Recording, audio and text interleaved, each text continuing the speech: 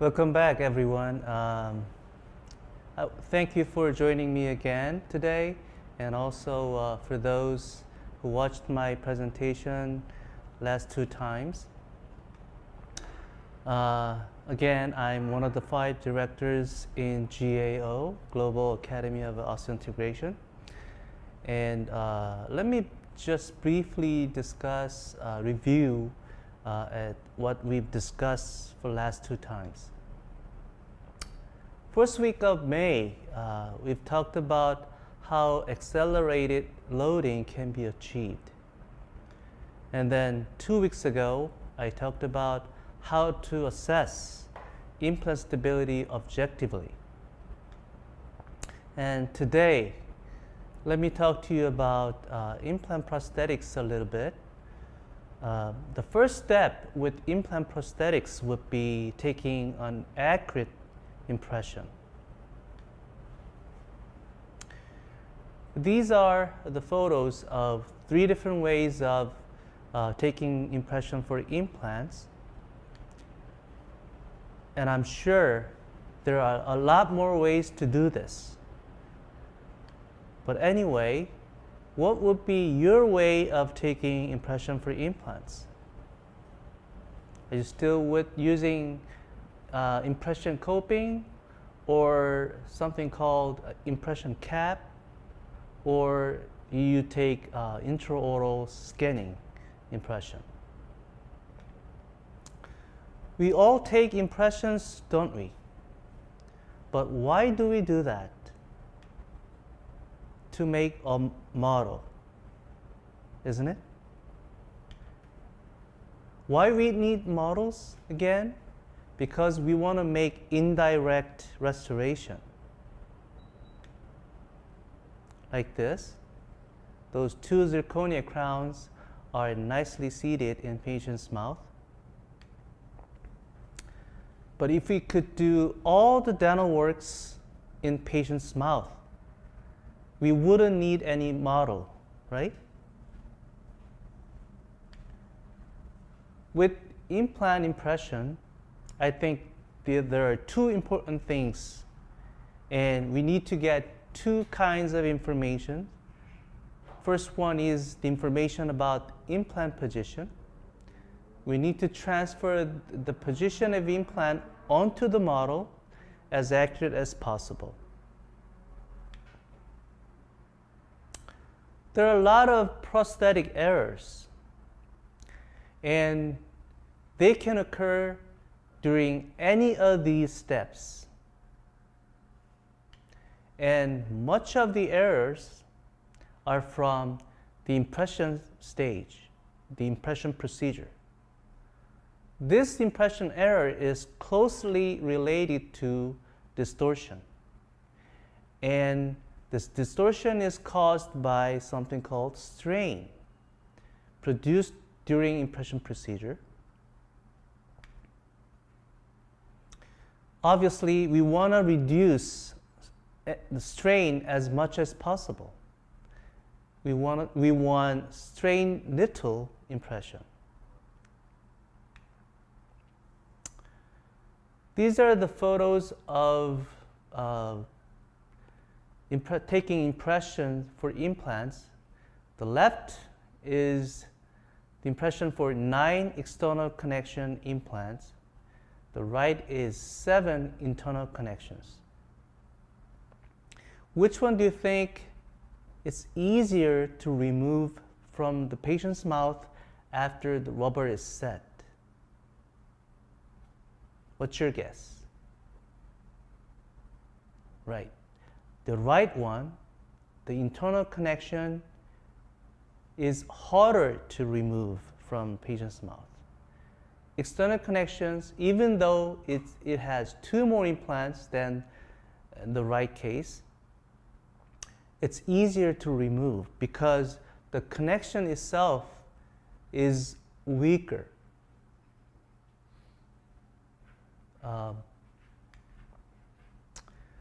This is clear when we look into the connection area. The left is external connection. This part has no friction whatsoever. So as long as the screw is out, the abutment just fall apart. But with internal connection, mostly it has friction. So even after we unscrew the prosthetic screw, the abutment stays at the position. The abutment remains, and sometimes you need to wiggle a little to get the abutment out. So that means there's a friction inside these internal connection. What does it have to do with impression procedure though? These are the photos of the impression copings. One's for external and the other is for internal connection. Has the same connection as external connection about implant and internal connection implant. When dental implants was first introduced in dentistry, which was more than 50 years ago already, we only had external connection at that time. But then these internal connections become more and more popular for many reasons. And this strong connection with friction, which most of us are using these days, is one of the reasons why we love to use them. But that friction inside the connection can interfere with reducing strain during impression procedure.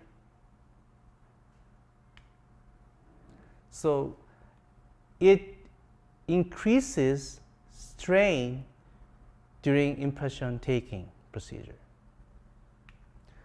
So some implant company like Neobiotech came up with this special design with impression copings. The hexa is reduced so that those can be easily removed when you try to remove the impression body after rubber is set from the patient's mouth. So the regular prosthetic abutment looks like this.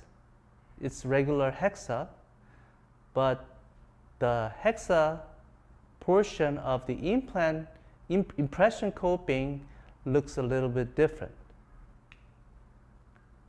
The same with Zimmer implant. I don't really know if they still have this, but a long time ago they made something like this clicking type connection for their impression copings to reduce the strain during the impression procedure again. Some people use impression caps, impression plastic caps. This is another way of reducing strain during impression taking.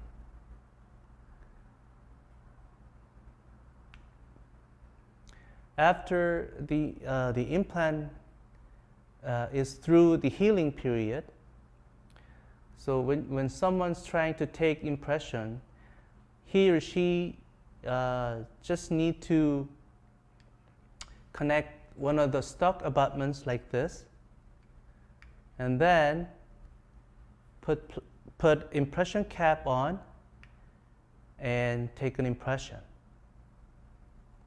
And when the patient goes home, the patient has this something called protective cap. And sometimes they don't even need this. Sometimes they can just have the temporary on or have nothing on at all.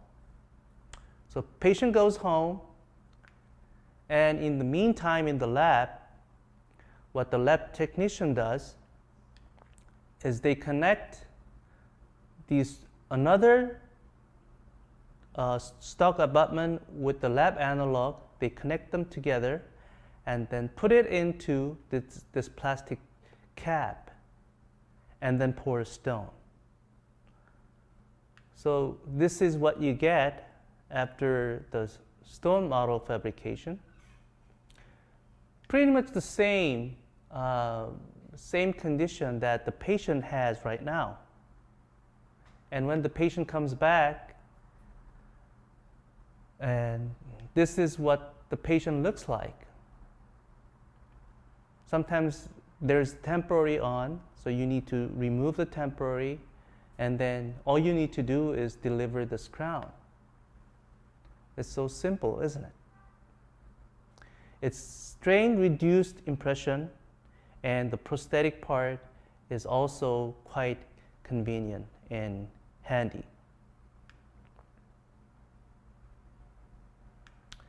There's another information we want to get from the impression. That is the impression of the soft tissue around the implant.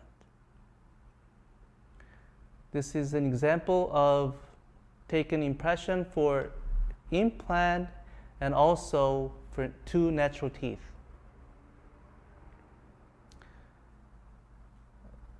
I connected this impression coping and then took an impression. And the next step is that connecting the lab analog to the impression coping, and then place some gingy mask and then pour stone. And this is what we get from the impression and the lab procedure. But what we need to look at closely is that this soft tissue around implant is not exactly the same as this on the model, because this gingy mask material only represents the contour or the shape of this impression coping, because they just placed the gingy mask material around the impression coping. This is not what the soft tissue actually looks like. So we don't want to be fooled by that. That's why we have so many different kinds of impression copings, different contours, different emergence angles. A lot of times I recommend people to use this impression copings with big emergence angle or big contour, the fat ones, these, so that we can have the soft tissue looks like this, not like this. If the sulcus on the model, if it's too small, what the lab technician does is trimming around the implant, the soft tissue, or the gingy mask in this case. They just trim it and then start making the final crown. So if we want to have predictable prosthetic result, we want to take an impression with properly contoured impression coping, and then try to get this sulcus, the shape of the sulcus right, close to what the patient actually has. Another thing we frequently do is this something called custom impression coping. This soft tissue is properly controlled, and during the healing procedure, with the provisional restoration. So this is pretty much what you want to have the soft tissue look like at the end of the treatment. And this is the final result. But to come out with this result, what you have to do is you want to have the soft tissue information transferred from the patient's mouth onto the model as accurate as possible. So in these cases, you want to use custom impression coping. Let me show you very interesting photos. This is a bi-tray impression. As you can see two lab analogs sticking out of the rubber impression, which means I took an impression for two implants which are opposing to each other, upper and lower arch, one implant each. I took the impression at once. This is the final result. So number 27, the second upper left molar, and the second lower left second molar are implants. They're opposing to each other. How did I make these two restorations? Like this. I'm going backward to show you how I did it. So I made these two implant restorations on this model. But some people call, what is this though? Some people call it the average unilateral articulator, or some call this chopper. The jaw movement of this articulator is quite limited, but probably good enough to make these two opposing implant restorations. You can see two impression bodies, impression copings, one in the upper and one in the lower.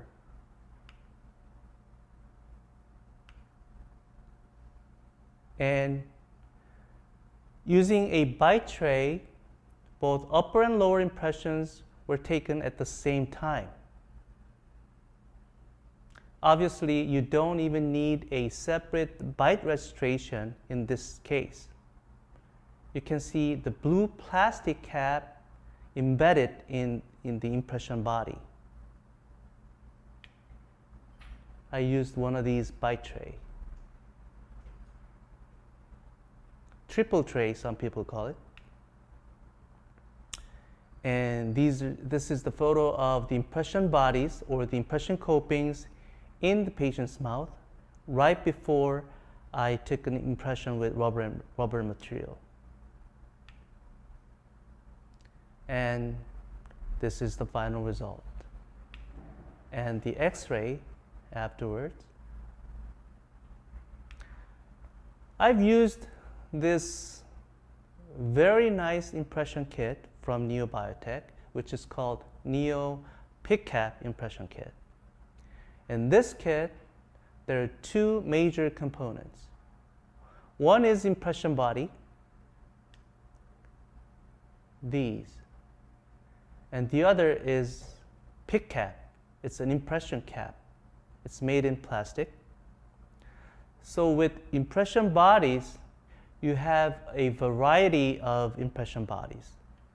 Long ones, short ones, slender ones, fat ones, depending on the soft tissue condition. You can select one of these. and place Picab, the plastic cap, on top of the impression body. All you need to do is pick up that impression cap with your rubber impression. Let me show you an example. For this particular case, one natural tooth and an implant, I've used this Picab with this particular impression body with particular height and contour. So impression body is connected onto the implant, and now it's and then the plastic cap is placed on top of that, and it's now ready for impression. And inside the impression, you can see this plastic cap picked up by the impression. So what you need to do from now is that get another, the same impression body, connect it to the lab analog, and just place it backwards into the impression cap, and then pour the stone. And this is what you get. And this is how I made those two zirconia crowns, one for natural tooth and the other for implant. This is the intraoral photos and the final result. Let me show you a little video clip which will explain the whole detail of this Picab impression kit. I believe this is pretty much foolproof, very easy to use, very accurate, probably the one most convenient the impression system to use. Once those impression bodies are connected,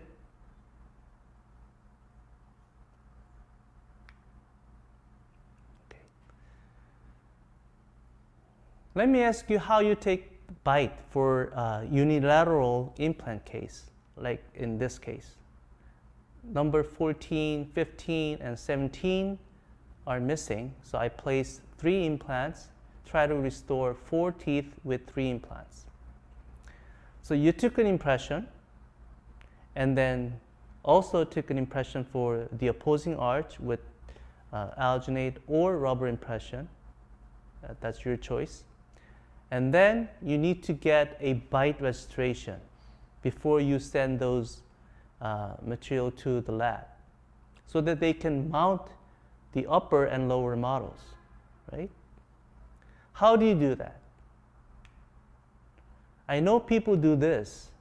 People use this rubber VPS or this rubber bite registration material a lot, using this healing abutments. They just squirt some rubber bite registration material into this area, and then have the patient bite, and that's how you get a bite registration. But I think this is too unstable, non-rigid. I believe for fixed prosthetics, crowns and bridges, we need something very hard or rigid bite registration. I think this rubber bite registration material is still a little bouncy. So when someone tries to mount those 2 models with this type of bite registration, it can cause some errors, vertical errors. So I don't think it's this type of bite registration is accurate enough. Plus, the jaw can shift in a case like this. The unilaterally missing posterior cases, the jaw can shift during biting on that registration material, and the mandible flexes. So that's also why we get errors from the bite procedure itself. So what I usually do is this. With that kind of bite, I only make this metal substructure first, and then try to take another accurate bite registration with something like pattern resin, which can give you very hard, crispy, accurate bite registration. And then add porcelain on the metal substructure. And this is how you can get a very accurate occlusion of your prosthesis. Like this. You can hardly, you don't really need to reduce or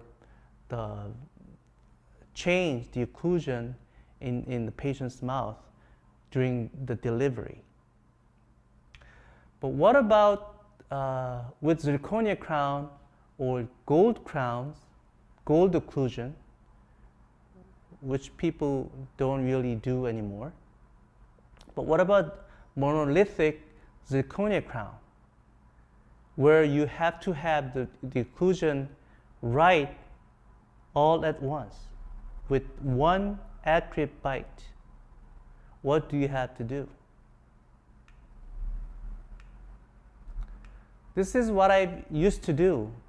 After taking an impression, and then patient goes home, and then I have the patient back in just to have this bite registration. Okay, so in the lab, I made something like this,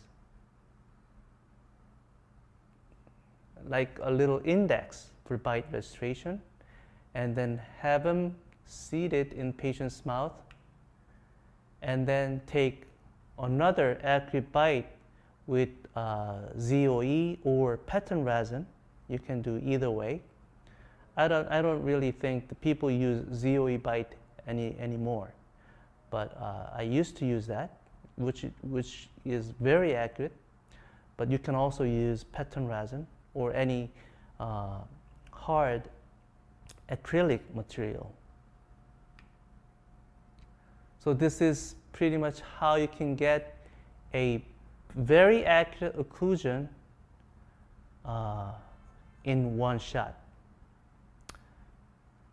But I can also utilize this Picab impression CAD in this kind of case to get more accurate bite registration in the same appointment of impression taking. Okay, once the impression is taken, using another set of Picabs, you can get quite nice or quite accurate bite registration the same day. These plastic caps can stabilize the bite registration on implant side. Without the caps, repositioning the bite on implant working cast during mounting can be quite troublesome, especially when the bite is quite thick. Again, this bite registration material is a little bouncy. So because it might look rigid, but it's not. So that's why it creates the mounting error. So that's a type of prosthetic error we can get. So in terms of that, these plastic caps can help us get a very accurate bite registration like this. With these caps, the mounting procedure can be quite accurate. You can also use pattern resin if you like, to get even more accurate bite registration.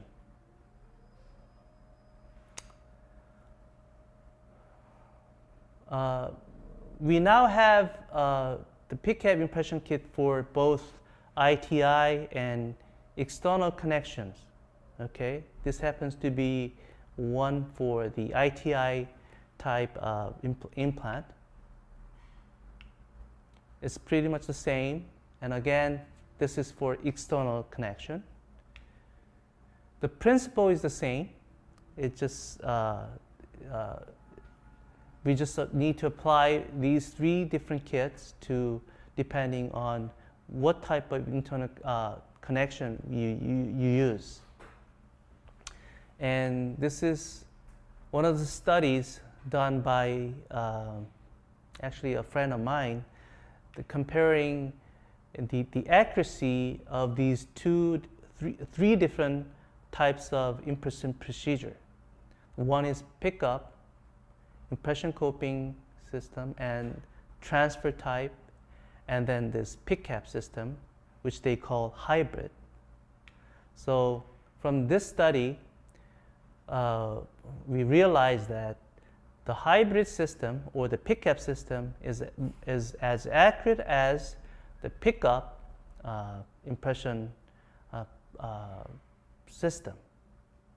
So which is pretty good. And let's turn gear and then move on to something different. For more than 20 years, intraoral scanners have improved quite significantly.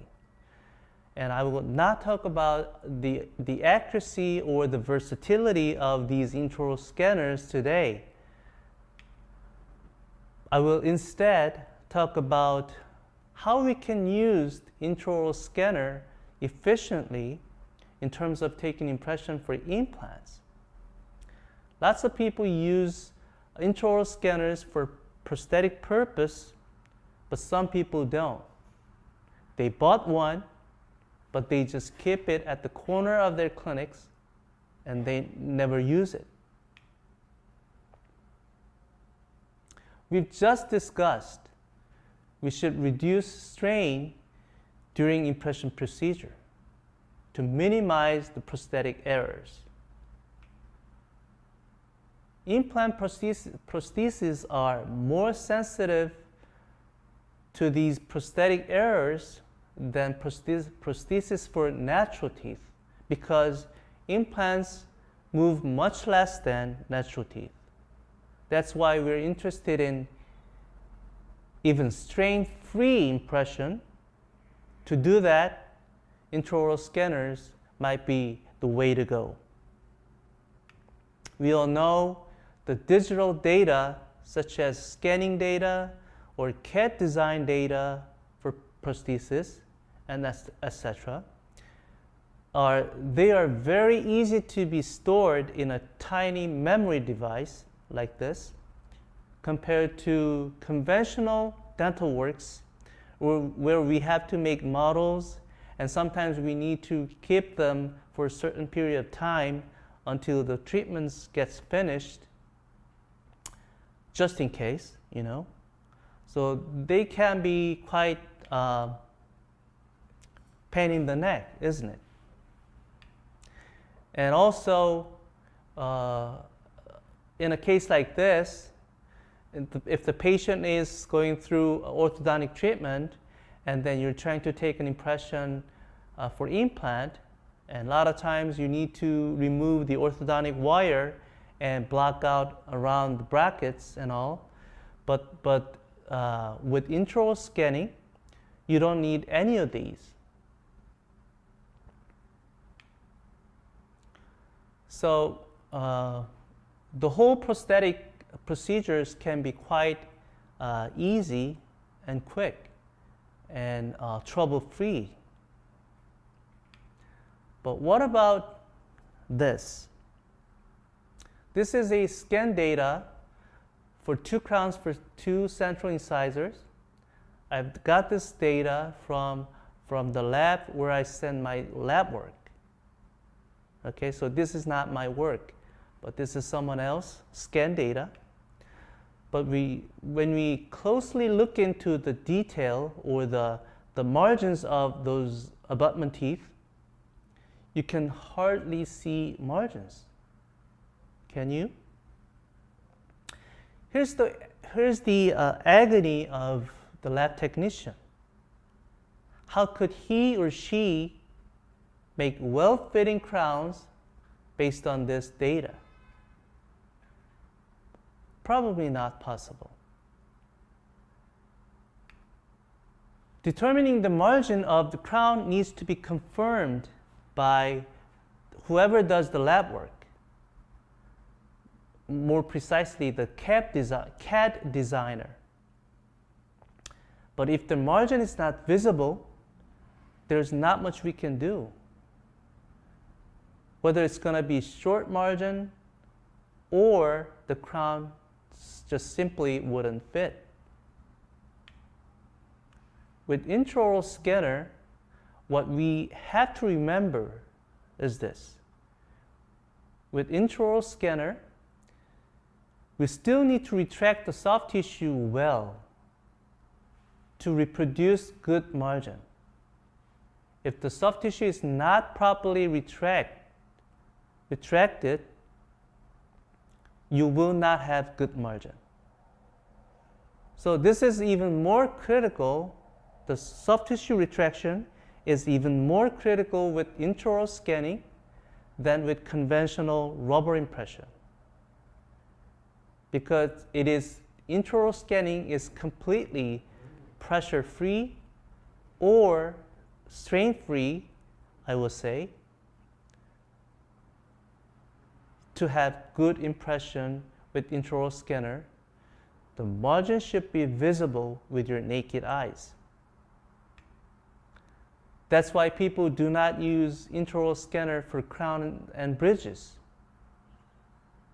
I know some people do, but I'm talking about those who got disappointed with intraoral scanner because it does not make our work any less, and our work in clinic any less. A lot of times it becomes even more work if you're not familiar with intraoral scanning procedure.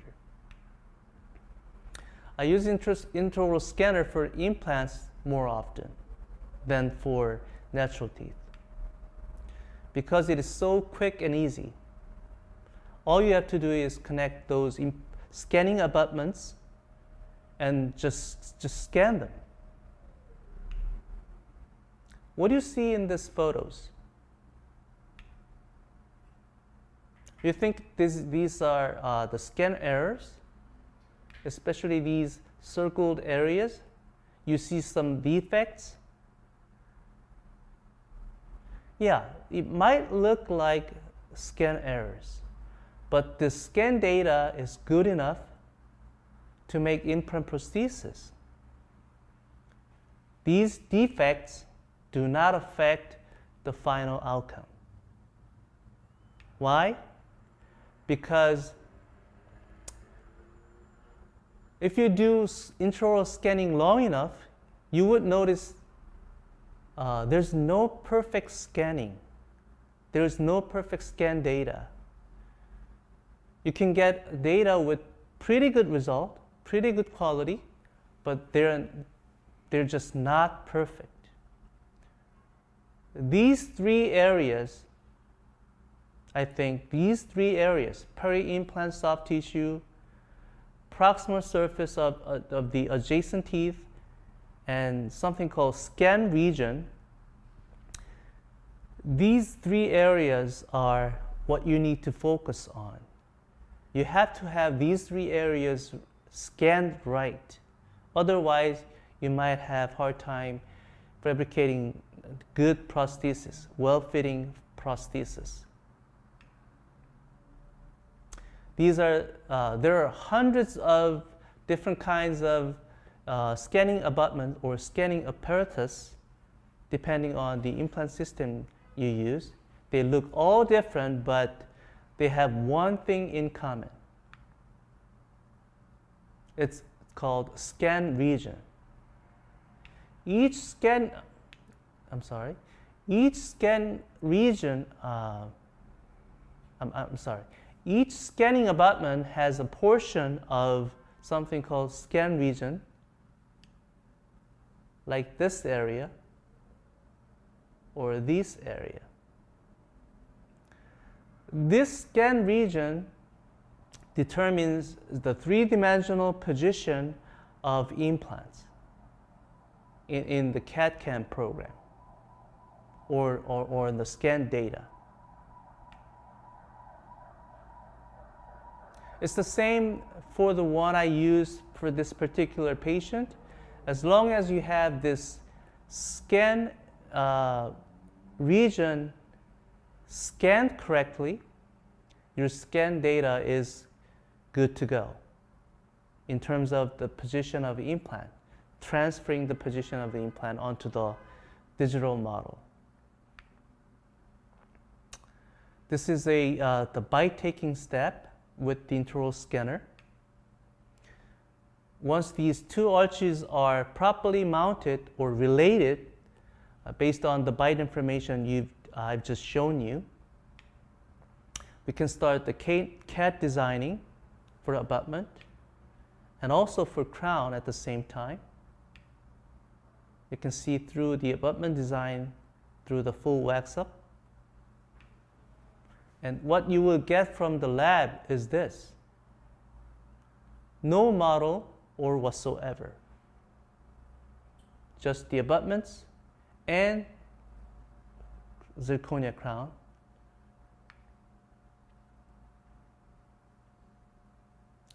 If these two stock abutments are not prepped or milled at all, if they are not touched at all, then what you will get from the lab is just this. Not even the abutments. You can probably have one of these stock abutments in your office, and you can just use them. All you have to do, all you need to get is the stock abutment information from the lab, which abutment you should use. So anyway, these two stock abutments, not prepped at all, they're seated in patient's mouth, and then the crowns are delivered, the monolithic zirconia crowns. Another example, this is a pre-op panoramic view for number 15 through 17. And I placed 3 implants. And this is the impression stage of those 3. I've used something called encoded healing abutments for intraoral scanning.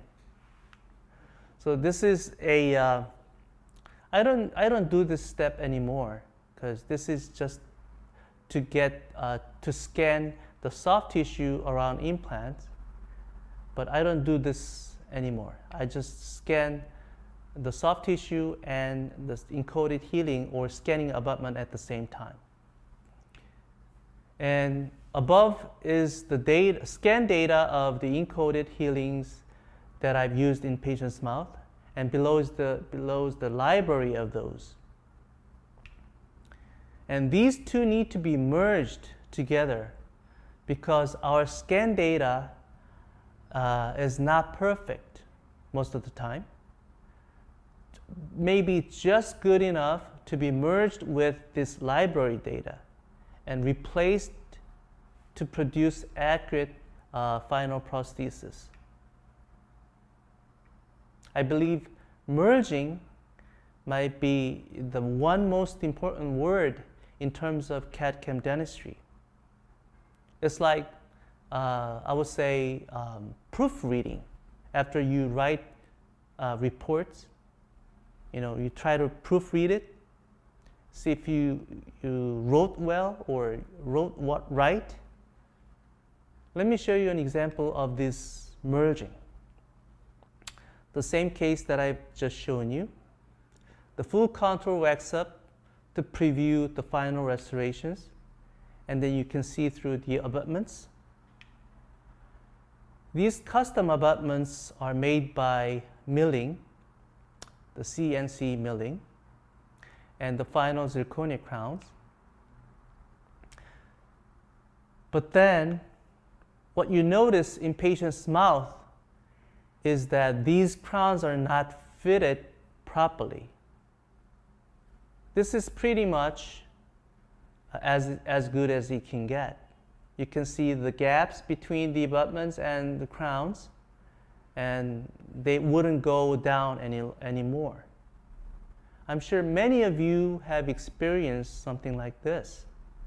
The crowns just wouldn't go in, especially when we're dealing with 2 or more implants, splinted crowns.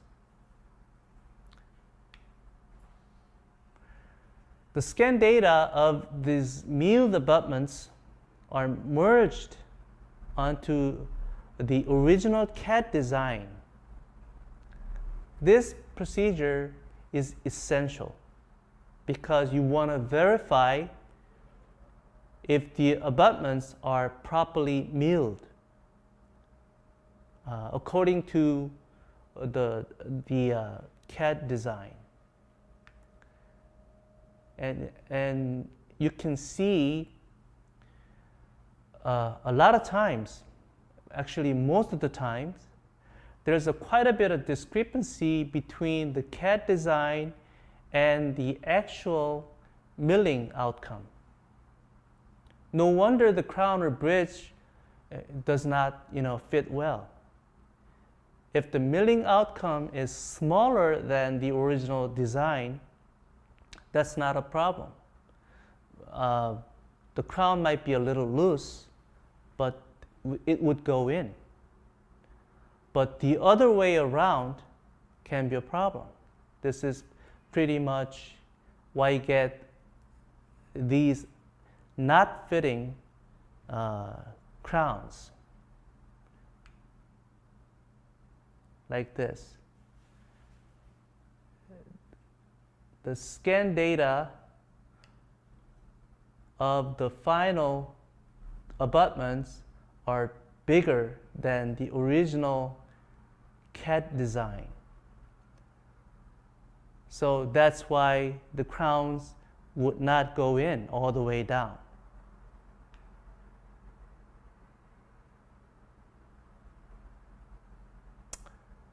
On the right is the milling outcome from the metal block, which has connection on one end already. So this is a prefabricated titanium block. People believe that if they can mill the connection part at the same time as they mill the coronal part of the abutment, they might have the better result, better accuracy, and better fitting. But I personally don't believe in that.